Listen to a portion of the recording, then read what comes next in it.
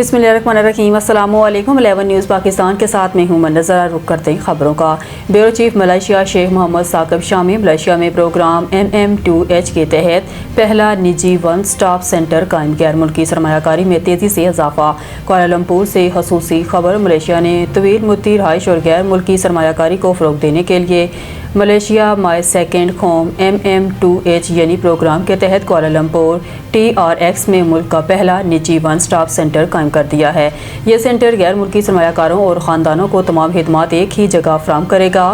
STF revenue MM2H SDN BHD के तहत बनाए गए इस वन स्टॉप सेंटर का इफ्तिताह वज़ारत सियाहत फ़नून व सकाफ़त के सेक्रेटरी जनरल दातूक शहरुद्दीन अबू सऊद ने किया। इनका कहना था कि नया मॉडल मलेशिया की मईशियत, इमलाक के शोबे और बैनुल-अक़वामी सरमायाकारी में अहम किरदार अदा करेगा।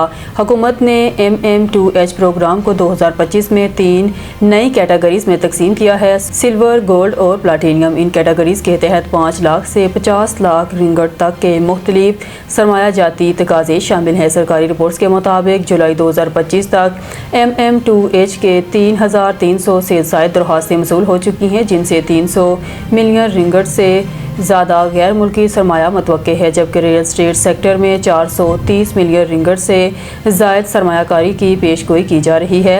माहिरीन के मुताबिक इस प्रोग्राम के बायस कुआलालंपुर, सेलांगोर, पिनांग और जोहर में गैर मुल्की इमलाक खरीदने वालों की तादाद मज़ीद बढ़ेगी। तजियाकारों का कहना है कि नए वन स्टॉप सेंटर के क़याम से न सिर्फ सरमायाकारी बढ़ेगी बल्कि मलेशिया खित्ते में तवील मुद्दती रहाइश का एक बड़ा मरकज़ भी बनकर उभरेगा। कुआलालंपुर से report. Bureau chief Malaysia Sheikh Mohammad Saqib Shami.